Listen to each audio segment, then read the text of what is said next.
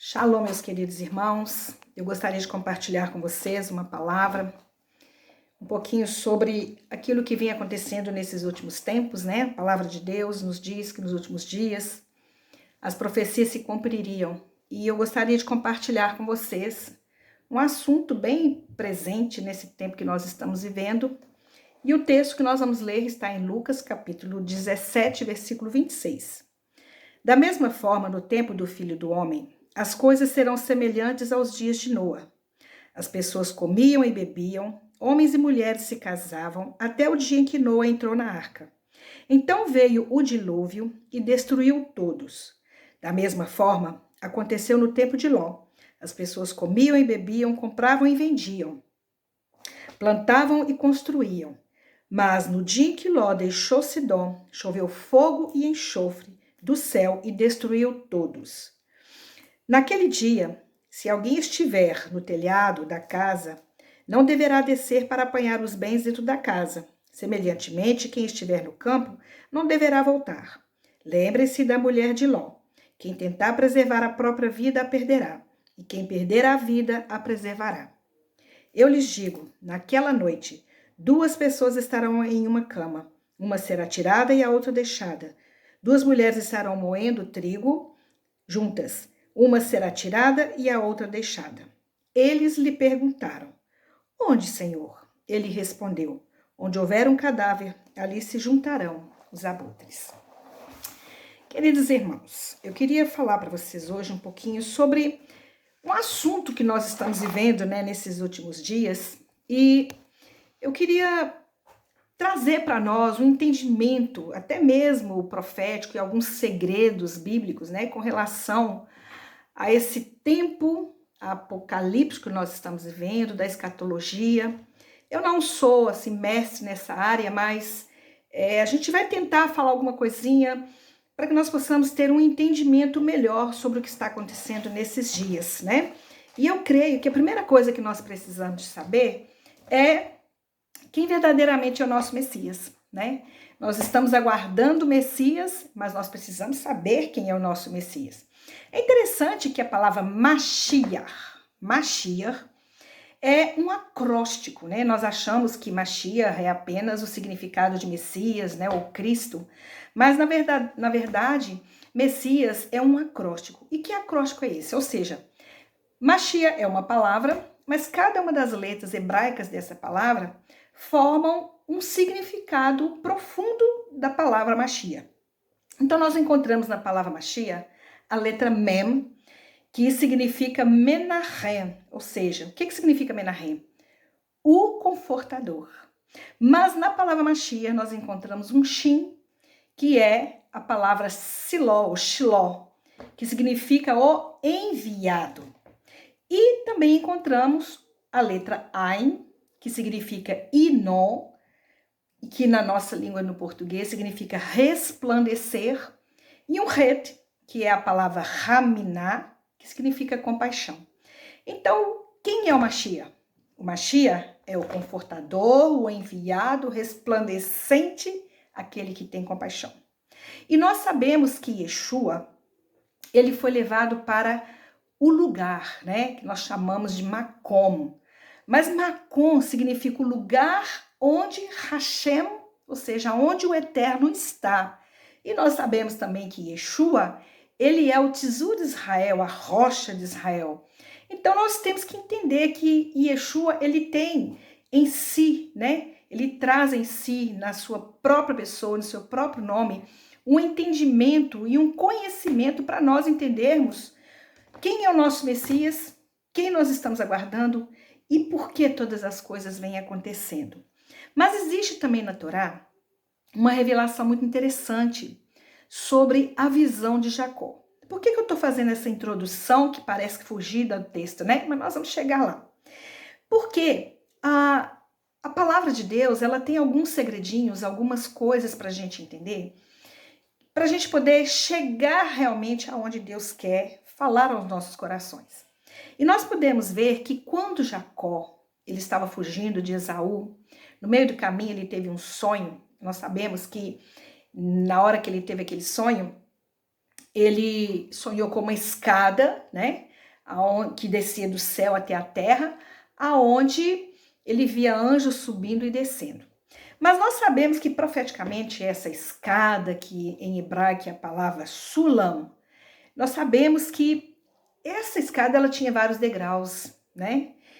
E esse primeiro degrau é o próprio sonho de Jacó, mas havia um segundo degrau, que é a história. Quando nós vamos caminhando, né? Nós vamos seguindo a história, nós vamos ver que esse segundo degrau, essa segunda escada, é o momento em que o Senhor ele entrega a Moisés ali a Torá no Monte Sinai. Mas nós temos a terceira, né, a terceira escada, o terceiro degrau, vamos dizer assim, que é a construção do Templo de Salomão, e o quarto degrau é o Mashiach ben David. Então nós sabemos que aquela visão de Jacó, ela apontava para a história que estava por vir, ou seja, havia um caminho a ser prosseguido para que nós possamos entender o plano de Deus, aquilo que vem do alto, mas aquilo que vem do alto, quem é Yeshua, mas aquilo que sobe também para o alto, para cima. Nós sabemos que é o nosso Redentor, e ele foi e ele virá. Então, nós sabemos que a palavra de Deus, ela é cheia de mistérios, cheia de até mesmo entendimentos para as nossas vidas, para a gente compreender o que vai acontecer nesses dias, por que as coisas estão acontecendo. E nós podemos ver também, para nós entendermos melhor quem é o nosso Mashiach, que lá em Devarim, ou seja, Deuteronômio capítulo 18, versículo 18, e em Zacarias capítulo 6, versículo 12, lá fala também que o nosso Mashiach, ele viria do meio de seus irmãos. E nós sabemos que foi na chamada de Abraão que Deus estabeleceu, né, de onde o Mashiach viria. Porque na chamada de Abraão, no que consistia? Era, em primeiro lugar, Deus queria revelar, né, que ele era o único Deus, o único Senhor de todas as coisas, o Criador do mundo. Mas também do meio do povo de Israel, o Senhor queria trazer os oráculos eternos. Nós sabemos que o Senhor queria revelar a sua Torá, a sua palavra. Mas também da chamada de Abraão, o Senhor queria formar a nação de Israel. E para quê? Para que do meio da nação de Israel viesse, então, o Mashiach, aquele que é o confortador, o enviado, o resplandecente, aquele que é cheio de compaixão para com as nossas vidas.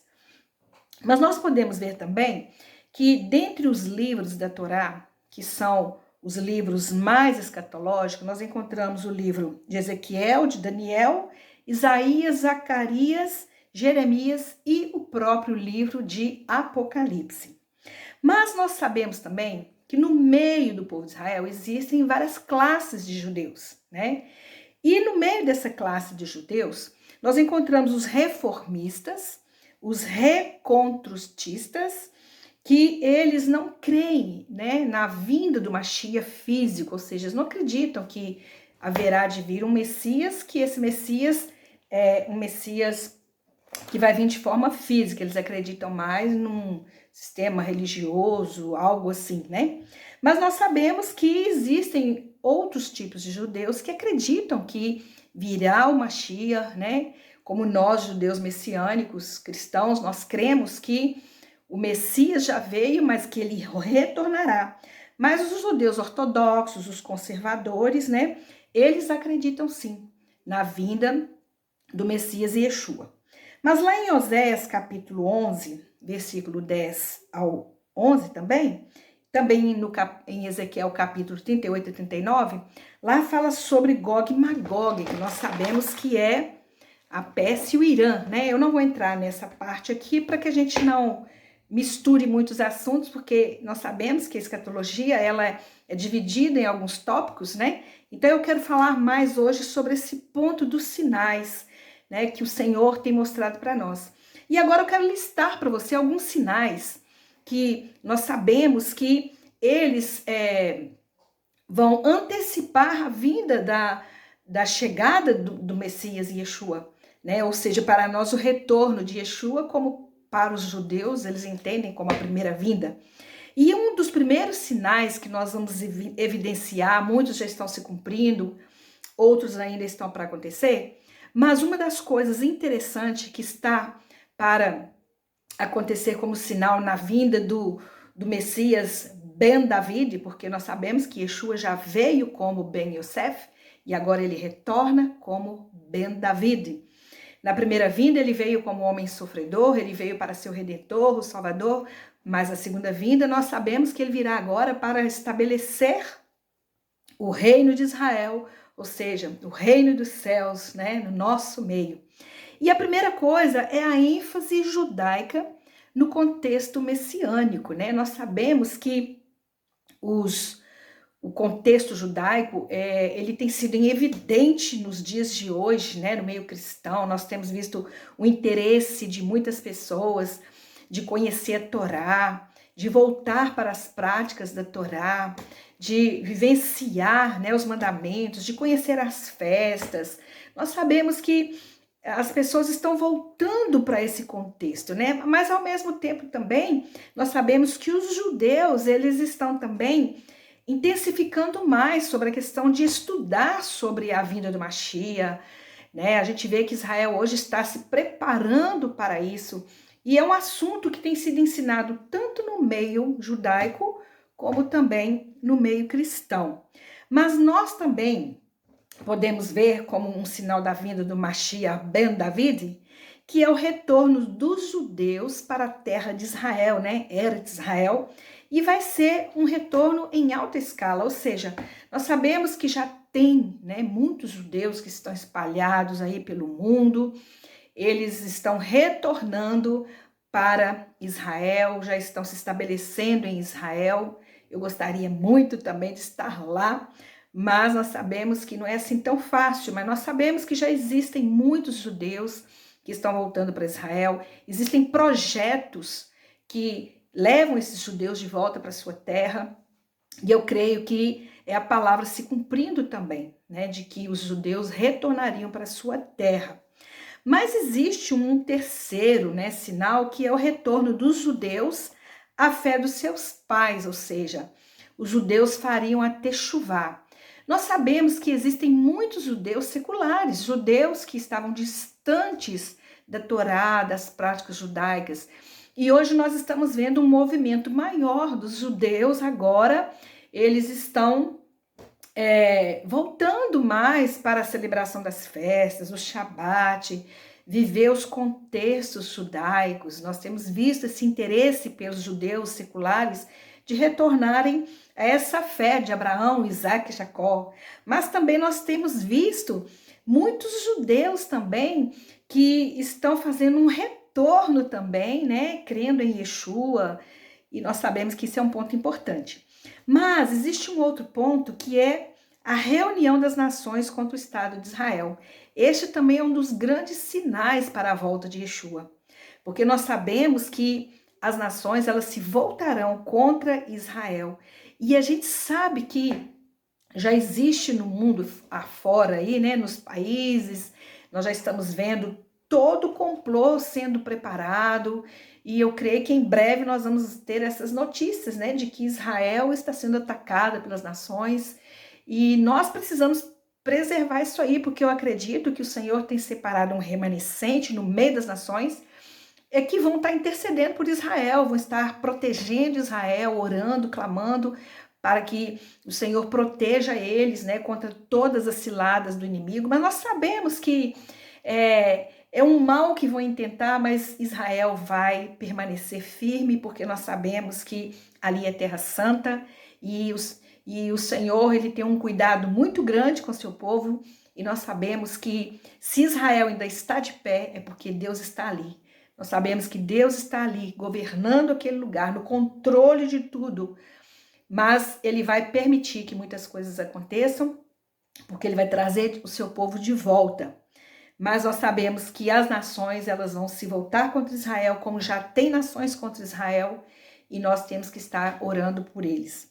Mas nós também vamos ver a proliferação de uma apostasia que vai surgir. Nós sabemos, amados, que apostasia o que é? É distanciar da verdadeira fé. Então nós podemos ver que tanto os judeus quanto cristãos, nós temos visto as pessoas abandonando a fé. Muitos estão ficando secos espiritualmente, porque eles não vão suportar as dificuldades dos últimos dias. Eles vão começar a desacreditar na palavra de Deus. E nós temos visto isso, né? Que, como também a gente tem visto, esse esfriamento, né, da fé entre até mesmo os seguidores do Mashiach Yeshua. Bananei toda. Então, nós estamos vendo que, além da proliferação, nossa, hoje eu estou embananada, a proliferação da apostasia, nós vamos também ver o esfriamento da fé. E a palavra está se cumprindo, porque a Bíblia diz que nos últimos dias não haveria fé, o amor esfriaria, e a gente tem visto isso acontecendo. E nós percebemos que a própria pandemia, ela tem ajudado para isso, para que as pessoas enfraqueçam na fé, comecem a duvidar de Deus, né? A distanciar da palavra, a distanciar da comunhão. E isso tem sido muito ruim, porque quando nós temos comunhão com as pessoas, nós nos fortalecemos mais, né? E com esse distanciamento que tem acontecido, nós percebemos que as pessoas estão esmorecendo, estão ficando incrédulas, mas também nós vamos ver um crescimento de judeus que vão aceitar Yeshua. E nós estamos vendo tudo isso acontecendo. O palco já está aí, ó, aos nossos olhos, né? E nós estamos vendo essas coisas acontecerem. Muitos judeus estão se voltando para Yeshua. Nós sabemos que existem judeus que não se declaram ainda crentes em Yeshua, porque eles têm um certo, né? Como se diz, algumas regalias no meio judaico, então eles não querem falar, eles querem se manter quietos, mas no momento certo o véu vai ser tirado e eles vão crer em Yeshua. E tem muitos judeus que já se declararam crentes em Yeshua, estão seguindo, né, Yeshua, e estão seguindo a Torá, e estão envolvidos, né, até mesmo com muitos cristãos, e que tem sido uma bênção, e também isso tem se cumprido. Mas nós vamos também ver, né, o retorno, né, das pessoas àquele contexto da verdadeira igreja, a igreja do primeiro século, que é a restauração da igreja. Nós já estamos vendo isso acontecendo. As igrejas, o povo de Deus, eles já estão quebrando as doutrinas dos homens, né? Já está caindo a máscara, né, das falsas doutrinas, e as pessoas estão desejando a viver aquela igreja do primeiro século, onde judeus e gentios viviam juntos, aonde celebravam as festas, o Shabat, onde as pessoas tinham uma vida totalmente separada e tinham padrões diferentes, né, do que nós vemos a igreja hoje, voltada para a prosperidade, para o misticismo. E hoje nós temos visto muitas pessoas interessadas em conhecer a Torá, em viver a Torá, em permanecer, né, dentro desse contexto, vivendo uma halahá, ou seja, um segmento, um estilo de vida separado. E isso tem sido maravilhoso. E eu creio que isso vai crescer mais e mais ainda. Mas nós entendemos também que os judeus messiânicos, eles creem que Yeshua já veio, né, pela primeira vez, e ele veio como o Ben Yosef. E nós sabemos que Yeshua ele é chamado de Ben Yosef porque ele tipifica, né, o José, Yosef, filho de Jacó, porque nós sabemos que José, ele veio como um homem sofredor, ele foi levado para o Egito, ele foi vendido pelos seus irmãos, ele foi traído pelos seus irmãos depois não o reconheceram no Egito. No Egito eles mudaram a aparência de José, eles tiraram as suas vestimentas judaicas, colocaram nele uma aparência egípcia. Então nós sabemos que José ele só se revelou para os seus irmãos, né? Depois que eles todos estavam reunidos. Nós sabemos que Yeshua, como Ben Yosef, ele também tem vivido assim. Ele foi vendido pelos seus irmãos, ele foi traído pelos seus irmãos, ele tem sido conhecido, né, no meio dos gentios, não como Yeshua, mas como Jesus, mudaram o nome dele, mudaram sua aparência, né? Então nós sabemos que na primeira vinda de Yeshua, ele veio nesse contexto. E nós, crentes messiânicos, cristãos, nós cremos que agora na sua segunda vinda, ele virá como o Ben David. Nós sabemos que Yeshua agora, ele vai vir para quê? Para cumprir a promessa de que ele iria estabelecer o reino de Israel. E nós sabemos que Yeshua agora volta para reinar no meio do seu povo. E isso também é maravilhoso, né, amados? Porque essa é a nossa esperança. Mas uma coisa interessante que a gente vê aqui, que para que o Ben David, né, ele venha, o Ben Yosef teria que vir primeiro. Ele teria que vir como um corban, como um sacrifício, como uma oferta. Por quê? Porque o corban é aquele que nos aproxima do eterno. Então, Yeshua, ele precisou vir primeiro como essa oferta, como esse cordeiro que nos leva à presença do eterno. Ele veio para nos aproximar de Deus.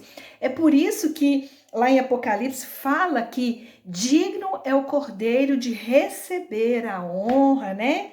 A glória, e ele será coroado como o Rei dos Reis e o Senhor dos Senhores, porque Yeshua, ele tem seus méritos e ele vai receber toda a honra agora no seu retorno, porque ele cumpriu o seu papel messiânico na sua primeira vinda. Mas existe algo aqui muito interessante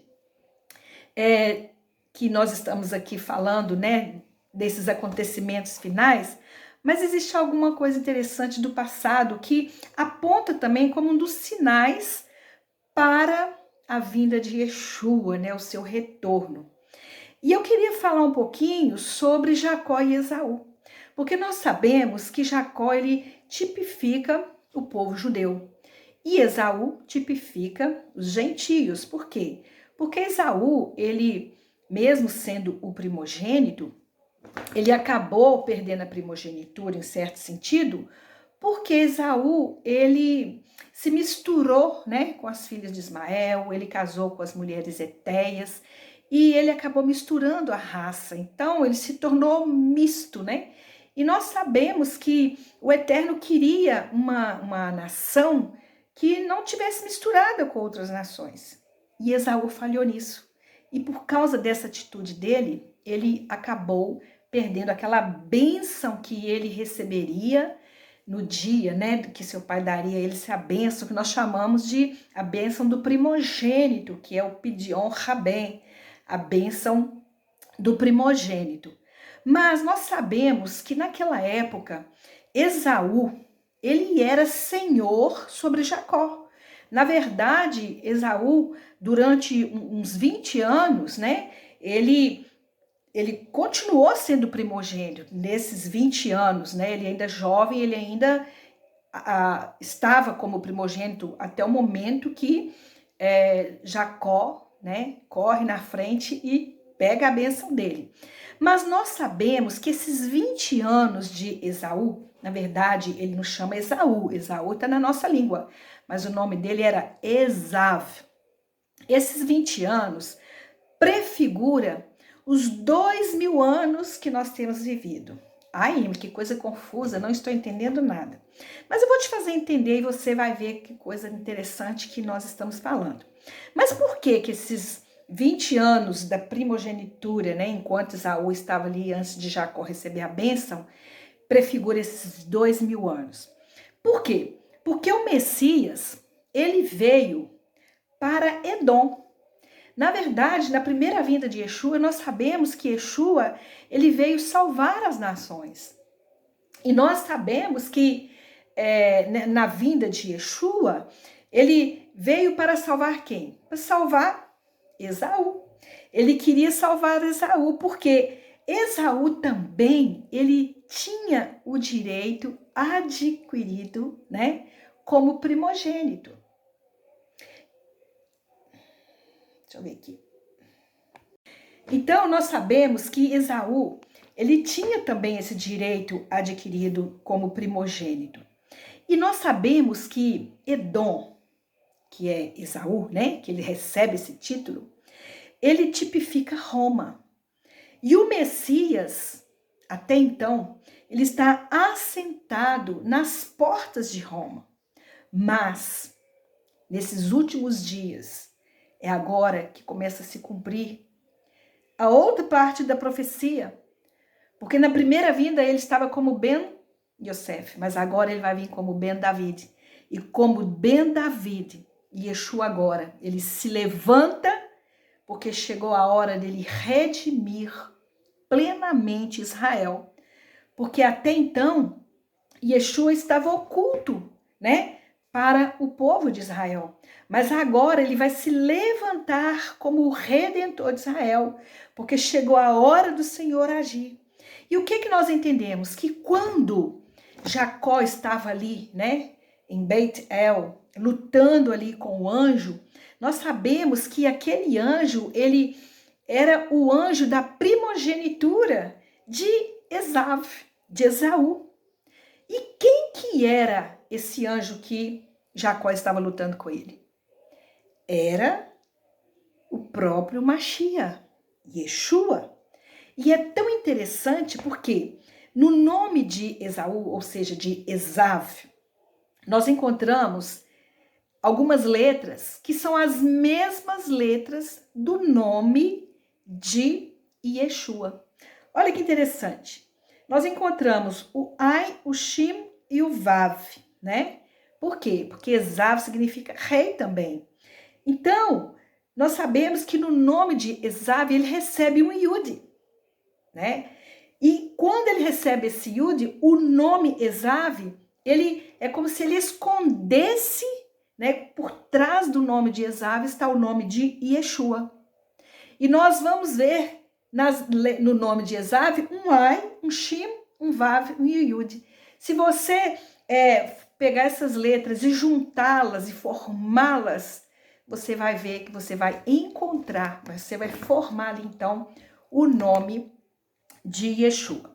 Mas nós sabemos que um dos outros sinais também do retorno de Yeshua seria qual? Os 7 anos da grande tribulação, que nós chamamos de Mitzrah Hagdolah, né?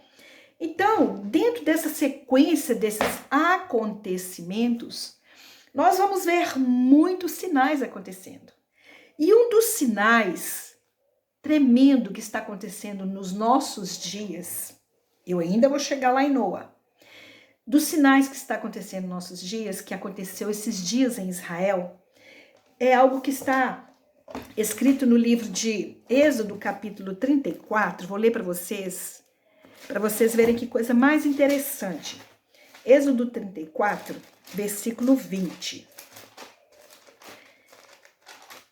34, 20. Diz assim: todo primeiro a sair do ventre é meu. De todo o seu gado, separe para mim o macho, o primogênito do gado e do rebanho. Você deve resgatar o primogênito de um jumento, de um burrinho, ou um cordeiro.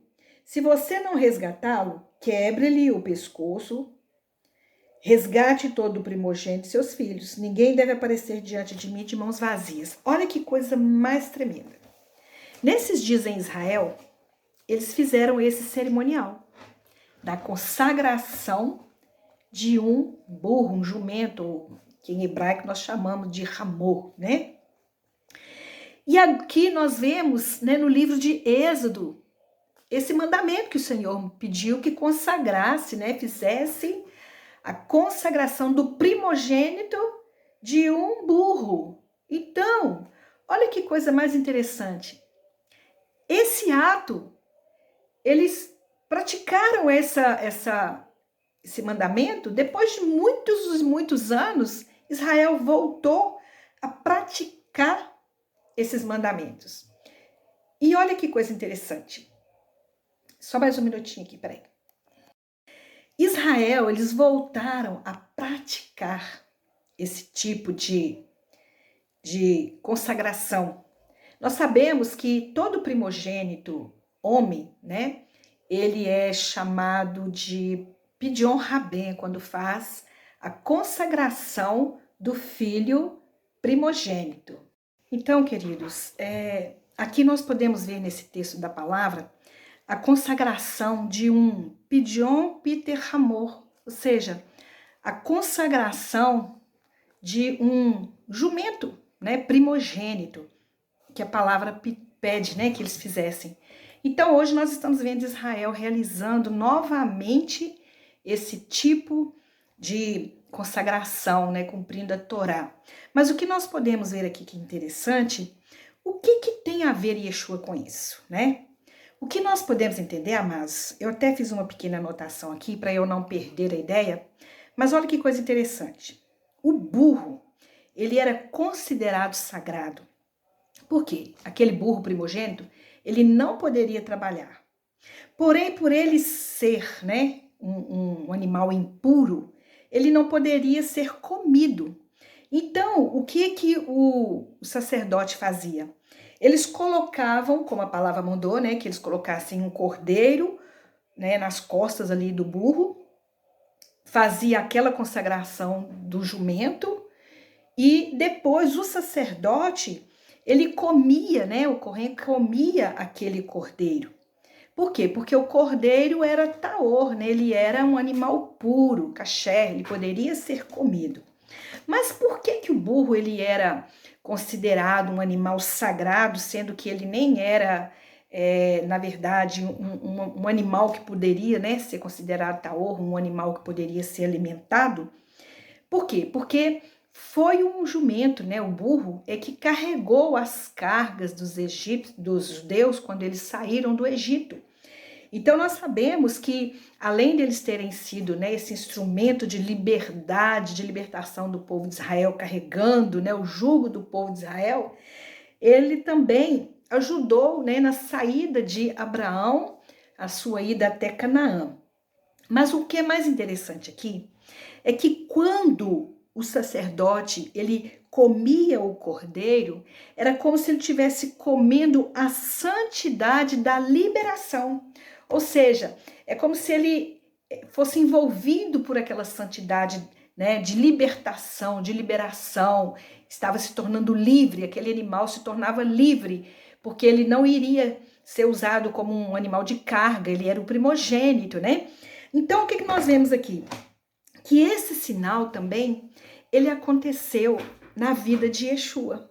Porque nós sabemos que quando Yeshua veio como Ben Yosef, ele veio como esse homem sofredor, não é verdade? Mas olha que interessante, quando Yeshua estava ali para se preparar o Pêssar, ele pediu que os seus discípulos fossem até um certo local e eles iriam encontrar ali o quê? Um jumentinho amarrado, não foi isso? Então nós sabemos que Yeshua, ele entrou em Jerusalém montado nesse burro. E o que nós vemos na palavra? Que aquele burro, ele havia sido designado para cumprir essa palavra, porque era um burrinho primogênito no qual Yeshua, o Cordeiro, veio montado sobre ele, cumprindo a profecia, cumprindo o mandamento. Olha que coisa maravilhosa. Yeshua, ele foi fiel, né, em toda a Torá, porque nesse evento ele cumpre esse mandamento de consagrar o jumento que era primogênito, mas que em cima desse jumento deveria vir quem? Um cordeiro. E nós sabemos que Yeshua era esse cordeiro que veio sobre esse jumento. E quando ele entrou em Jerusalém, o que nós vimos? As pessoas clamando, Hoshiana, bendito que vem em nome do Senhor. Queridos, Yeshua foi esse cordeiro que veio montado nesse ramor, né, que é esse jumento, esse burro. Mas o que aconteceu depois desse cenário? 4 dias depois, Yeshua, ele já estava ali com seus discípulos, naquele local onde ele iria celebrar o Pêssar. E foi ali naquele exato momento que Yeshua, ele pega um pão e ele diz, esse é o meu corpo, comei dele, todos vós comeis dele. O que eu quero dizer com isso, amados? Que a Seudat Hadon, que nós chamamos como ceia, aquele momento que Yeshua institui a ceia ali, ele estava cumprindo esse papel e nos convidando agora, por quê? Porque a partir da morte e sacrifício de Yeshua, nós passamos a ser sacerdotes reais. E ele agora oferece seu próprio corpo, o corpo do Cordeiro, que agora nós podemos comer. Por quê? Porque quando nós comemos do pão que tipifica o Cordeiro, que é Yeshua, que entrou em Jerusalém montado no burrinho, nós agora nos tornamos pessoas livres. Nós agora podemos comer dele. Por quê? Porque nós somos livres. E é tão interessante que quando nós comemos desse pão, desse cordeiro, nós revelamos a nossa santidade. É tão maravilhoso a gente poder compreender esses princípios, não é verdade? Mas o mais interessante aqui, queridos, é que há uma sequência desses sinais. Como eu falei, alguns sinais já vêm acontecendo, né? Mas aqui a palavra deixou para nós esse sinal, né? Que usa a história de Noé, na época que o Senhor falou com Noé, para que ele avisasse as pessoas, para que eles transformassem suas vidas, para que eles se voltassem para o Senhor, para que eles se arrependessem dos seus pecados, para que eles fizessem a techuvá. O que aconteceu? Eles não deram ouvido, até que de repente, depois da arca pronta, aí veio então as águas começaram a subir e veio aquela tempestade, aquele dilúvio. E nós sabemos que Yeshua hoje está nos convidando a isso. Ele está nos chamando para que nós possamos entrar na arca, para que nós possamos nos preparar para esse tempo final, para que nós possamos olhar para os finais, porque há uma sequência desses sinais. E ele fala dos sinais que haveriam de vir, né? E haverá outros sinais. E que sinais seriam esses? Que sinais seriam esses que o Senhor deixaria para nós? É tão interessante a gente entender aqui, porque nessa palavra de Lucas, aqui a gente vê uma descrição gráfica dos dias de Noé, né? Então, nós vamos ver que o texto ele está apontando para uma cultura onde há pensamentos de pessoas que não acreditavam em Deus, não estavam preocupados com Deus, mas nós sabemos que existe um remanescente santo, assim como na época de Noé existia um remanescente, uma família que permaneceu fiel. Nós sabemos que há um povo separado para o Senhor e que vai perseverar até o fim nesses dias.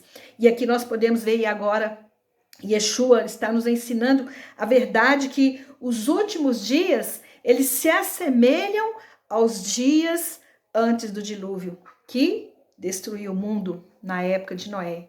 Assim como nos dias de hoje, o Senhor já está mostrando como será os últimos dias. As pessoas estariam comendo, bebendo, casando, quando de repente o Senhor vai voltar. Então ele agora nos convida, ele faz um convite, né?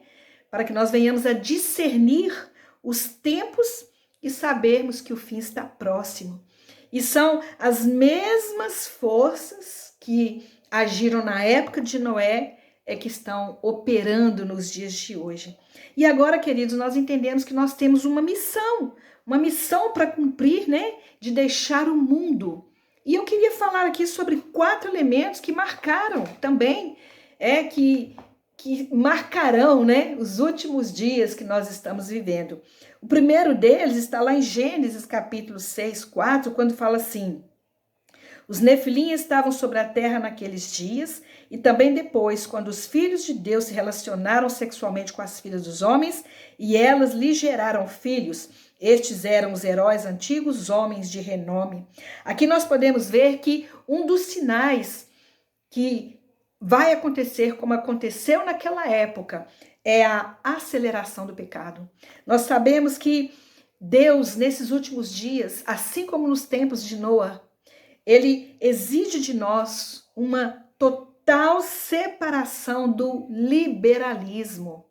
Nós sabemos que as pessoas queriam ser livres. Eu não acabei de falar sobre a liberdade do Pidyon Rabem. É ali que nós... Pidyon Rabem, não, do Pidyon Peter Hamor, né? Que é a consagração do jumento primogênito. Nós sabemos que é ali que é a verdadeira liberdade que nós temos. Ali nós conseguimos ser livres quando nós comemos do Cordeiro. Nós somos verdadeiramente livres. Mas se nós achamos que a liberdade está em viver do jeito que eu quero, fazer o que eu quero, isso não é liberdade. Porque quando nós vivemos na nossa carne, presos às nossas vontades, nós somos prisioneiros de nós mesmos. Mas quando nós servimos ao Eterno, quando nós vivemos para o Eterno, aí sim, verdadeiramente, nós estamos vivendo em liberdade, porque já não vivo eu, não estou preso a um eu, mas eu estou livre para poder servir o nosso Deus. E é tão maravilhoso a gente entender isso. E Deus, queridos, Ele exige de nós, nesses últimos dias, essa separação, sabe? Sairmos da falsa religião e de muitas coisas, né? Que estão por aí acontecendo. O Senhor requer muito mais de nós nesses dias. Mas lá em 2 Coríntios, capítulo 6, versículo 17, diz: Por isso diz Adonai, saiam do meio deles, separem-se, nem mesmo toquem no que é impuro, então eu mesmo os receberei. Na verdade, serei seu pai e vocês serão meus filhos e minhas filhas. Olha que maravilha. Então, um dos sinais é isso, aceleração do pecado. Nós estamos vendo aí a proliferação do pecado, a perdição, a mente do povo hoje, ela está totalmente voltada para a prostituição, para o adultério. E o Senhor, Ele requer de nós muito mais do que nós estamos vivendo hoje. Mas também, um outro sinal é a falta de padrões morais, que está lá em Gênesis 6:5, né? Que diz, Adonai viu que o povo sobre a terra era muito ímpio, que todas as imaginações do coração deles pendiam sempre só para o mal. Então, parece que nos dias de hoje vale tudo, não é verdade? No entanto, o que Deus requer como padrão aqui, para que nós venhamos a nos voltar para a santidade, né? E uma vida limpa diante do nosso Deus. E o Tanar diz, vocês devem ser santos, né? Nós precisamos dessa santidade, é algo que Deus requer de nós, né? E nós precisamos de buscar a santidade. Mas também existe um outro sinal, que é a falta de discernimento espiritual. No livro de Lucas 17, 27 fala isso. Da mesma forma, no tempo do Filho do Homem, as coisas serão semelhantes nos dias de Noa. As pessoas comiam, bebiam, homens e mulheres se casavam, até o dia em que Noa entrou. Então, amados, a gente vê que a própria palavra mostra para nós isso, que nesses últimos dias haveria essa falta de discernimento espiritual. A gente vê que os homens hoje, eles estão cegos para a verdade das Escrituras, né? Nós podemos ver que Deus, ele tem uma exigência para nós, que é essa santidade, e por causa disso nós temos que entender que é eminente, está visível, que haverá um juízo de Deus para as nossas vidas, e Ele vai nos julgar, sabe, mediante a nossa santidade. E aqui a gente vê que Satanás, ele é o responsável, ele tem uma parcela muito grande dessa cegueira espiritual que nós estamos vendo hoje as pessoas vivendo, né? Mas também ele fala de uma tempestade que se aproxima. Em Gênesis 6:7 diz assim, Adonai disse, eliminarei de toda a terra a humanidade que criei, e não apenas os seres humanos, mas os animais, seres rastejantes, aves no ar, pois me arrependo de tê-los feito. Então nós podemos ver que o dilúvio, ele estava chegando e os homens não estavam preparados para isso. E eu vejo que hoje muitas pessoas também, elas não estão preparadas para o momento que o Senhor Yeshua vier. Por isso nós precisamos de acordar as pessoas para que elas possam se voltar para o Senhor. Mas uma outra coisa muito interessante que nós estamos vendo escrito na própria palavra de Lucas é que o Senhor, ele tem uma promessa para nós. É uma promessa para aqueles que esperam nele, que é o arrebatamento, né? É interessante que o arrebatamento, ele tem alguns conceitos, e eu não quero entrar nesse detalhe aqui, porque existem aqueles que acreditam num arrebatamento antes da grande tribulação, outros acreditam no meio, outros acreditam que será no final, né, da grande tribulação. Mas a palavra arrebatamento, né, no conceito bíblico, é a palavra harpazo, né? Que significa arrancar, levar embora, ser removido. Então nós sabemos que haverá um arrebatamento, né? O arrebatamento e a grande tribulação, eles estão nesse horizonte, né? E o homem ainda não está preparado para esse encontro com Deus. Então nós precisamos nos preparar, nós precisamos de buscar o Senhor enquanto nós podemos achar, não é verdade? Porque a palavra de Deus nos alerta isso. Lá em Mateus 24, 44 diz: portanto, vocês também precisam estar sempre prontos, porque o Filho do Homem virá em uma hora em que não o esperam. Então nós precisamos, né, de abrir os nossos olhos, o nosso coração. O Senhor, ele está nos convidando, né, para que nós possamos vigiar, né? Yeshua nos instruiu, orar e vigiar. Nós queremos entender, queridos, que a palavra de Deus está nos alertando. E aqui nós podemos ver que o mundo ele está caminhando para isso. No livro de 2 Timóteo, capítulo 4, versículo 3, lá diz assim: porque vem o tempo em que as pessoas não terão paciência com o ensino sadio, mas proverão meios para satisfazer suas paixões e reunirão em torno de si mestres, que dirão tudo o que lhes faz as orelhas coçar. O que nós podemos ver? Que há uma tempestade que se aproxima, né?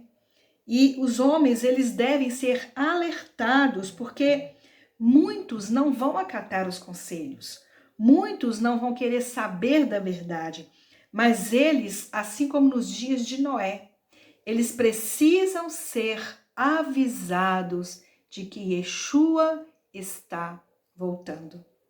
Nós precisamos chamar essas pessoas, chamar a atenção delas, para que eles não sejam pegos de surpresa.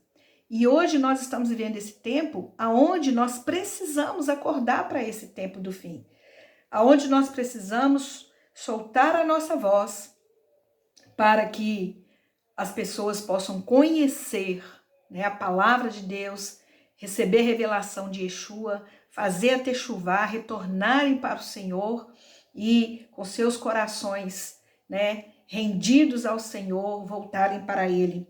Mas o que nós podemos ver? Que apesar de todos esses sinais, de todas as circunstâncias que nós estamos vivendo, existe um Salvador ativo.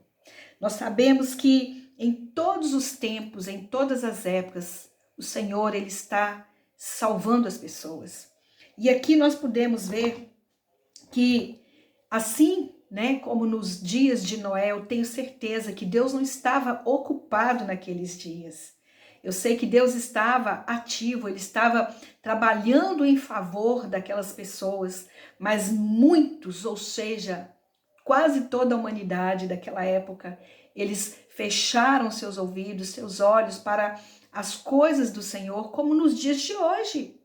Nós temos pessoas que têm seus corações obcecados, sabe? Pessoas que estão com o coração endurecido e que não querem ter uma comunhão com Deus, elas ainda acreditam, sabe? Parece que há uma cegueira espiritual e elas não conseguem entender o que Deus está fazendo nesses dias. E aqui em Provérbios 15, 3 diz: os olhos de Adonai estão em todo lugar, contemplando atentamente tanto os maus quanto os bons. Então nós podemos ver que assim como nos dias de Noé, como nos dias de hoje, ele está observando, né?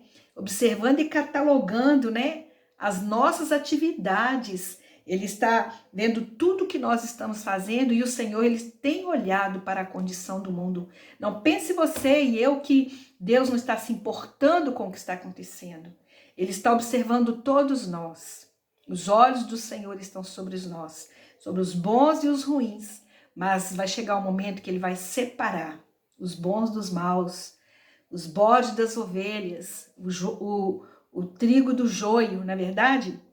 Lá em Hebreus capítulo 4, 13 diz: nenhuma criatura está encoberta aos olhos de Deus, tudo está patente e exposto aos olhos daquele a quem devemos prestar contas. Então nós podemos ver que ele vê tudo o que acontece, e não é só assim visivelmente, ele vê o que acontece na nossa mente.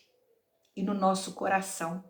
É por isso que não tem como fugir da presença de Deus. Para onde irei? Para onde subirei? Porque lá o Senhor está, né? Como o salmista diz. Então, nós não podemos achar que Deus não está vendo os nossos atos, que Deus não está atento para as nossas dificuldades, provações e também dos nossos pecados, porque não adianta a gente pensar que pode fazer as coisas escondidas, porque não. O Senhor é um Deus que vê tudo. Lá em Gálatas 6, 7 diz, não se iludam, ninguém faz Deus de bobo, porque a pessoa colhe o que ela semeia. Meus queridos irmãos, eu desejo muito, sabe, que eu e você estejamos nesses dias plantando os frutos do reino de Deus, porque nós não sabemos o dia do nosso chamado. Nesses dias, quantas pessoas morreram? Hoje a televisão anunciou aí mais de 1.000 pessoas no Brasil faleceram. Então, nós estamos nas mãos do Eterno. Ele tem o controle de todas as coisas. E assim como nos dias de Noa, que Deus estava ali trabalhando, né?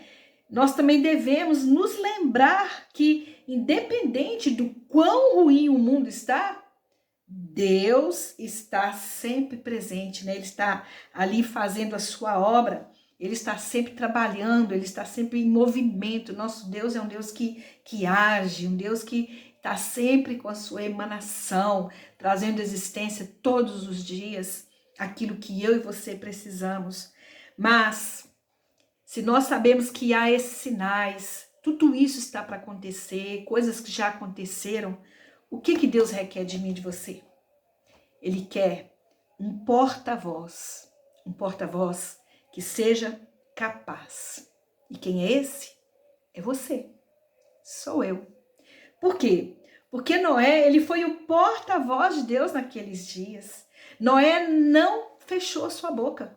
Noé, ele trabalhava fazendo a arca e anunciando, e é o que nós temos que fazer. Nós também temos que fazer a obra do Senhor e não parar de falar. Nós precisamos proclamar as boas novas, abençoar do Senhor. E aqui a palavra nos instrui a isso. Lá em 2 Pedro 2,5 diz assim, e ele não poupou o mundo antigo, pelo contrário, preservou Noa, o arauto da justiça, com 7 outros, e trouxe o dilúvio sobre o mundo de pessoas ímpias. O que nós podemos ver? Que Noa, ele pregou o juízo vindouro por 120 anos, sem que uma alma se convertesse. Para pensar. A vida toda de Noé, ele pregou, ele anunciou, mas o que acontecia? Ninguém converteu. Mas nem por isso ele calou, nem por isso ele silenciou sua voz. Ele continuou fazendo a vontade de Deus, ele continuou pregando. Por quê? Porque foram 120 anos de graça e oportunidade para que os homens se convertessem. E nós também estamos aqui para abençoar essas pessoas, para que elas também possam se converter, para que elas voltem para o Senhor, para que elas se arrependam dos seus pecados. Amadas, nós precisamos disso. Nós não podemos calar a nossa voz. Deus te chamou como atalaia para esses últimos dias. Nós, mulheres, homens, crianças, todos podem falar. Sabe, se você tem problema na sua voz, você pode usar de outros meios. Deus tem deixado para nós tantos mecanismos para que nós possamos anunciar a palavra de Deus e dizer que Yeshua está às portas, porque aquele que veio montado num jumentinho, ele agora virá num cavalo branco, ele virá nas nuvens e nós o veremos face a face, e é isso que importa. Por isso nós precisamos ser esse porta-voz de Deus nesses últimos dias.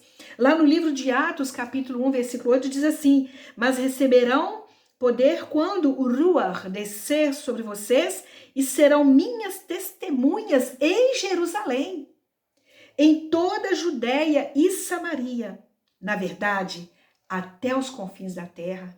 Sabe aonde? Até onde você está, até onde eu estou. Olha, aqui não é um Jerusalém físico, mas aqui se torna uma Jerusalém, porque aonde o Espírito do Senhor está, onde o povo de Deus está ali, é uma Jerusalém. E o nosso dever, queridos, diante do Senhor, é ter essa certeza de que nós estamos cumprindo o nosso dever diante dele. Nós precisamos entender que nós temos que ir, né, para garantir esses resultados. E nós somos apenas ordenados a fazer. Noa, na mesma época, o Senhor ordenou que ele fizesse o quê? Faça a arca, né? Noa poderia descansar ali, ficar, né, na sombra, viver a vidinha dele, divertir, né, fazer tudo que todo mundo ali estava fazendo, mas ele ouviu a voz do Eterno, ele ouviu a voz do Senhor e ele não parou de trabalhar. Imagina ele construindo aquela arca, que ele deu muito trabalho. Imagina ele selecionando aqueles animais. Imagina ele dentro da própria arca. Sabe, nós temos que entender que nós, como povo de Deus, o nosso coração, ele descansa no Senhor. A nossa alegria tem que ser no Senhor. Nós encontramos alegria, felicidade, descanso é quando nós cumprimos a vontade de Deus. E é esse o comando de Deus para nós hoje. Se nós queremos que as coisas aconteçam, que o apocalipse aconteça, queridos, não importa, sabe? Às vezes nós ficamos tão bitolados em doutrina, em ensinamentos, porque o Senhor vai nos arrebatar antes, meio depois. Não importa, para mim não importa. O que importa é que ele vai voltar. O que importa é que nós temos que estar preparados para o antes, para o meio e para o depois. Não importa se nós não temos a revelação sobre isso, porque eu, a princípio, eu tenho o meu entendimento, mas cada um recebe de Deus, né? Algumas coisas. Então, amadas, eu quero concluir essa palavra, sabe? Dizendo isso para nós, que nós precisamos ficar firmes como Noé, sabe? Noé significa descanso. Por quê? Porque ele descansava em Deus, a expectativa dele estava no Senhor.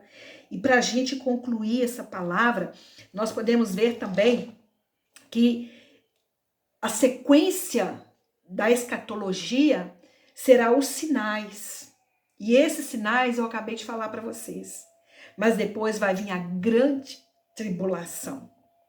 E depois da grande tribulação, a vinda física do Mashiach. O retorno de Yeshua agora como Ben David. E depois a instalação do reino messiânico. E por fim, o julgamento final. Então nós sabemos que há um relógio profético.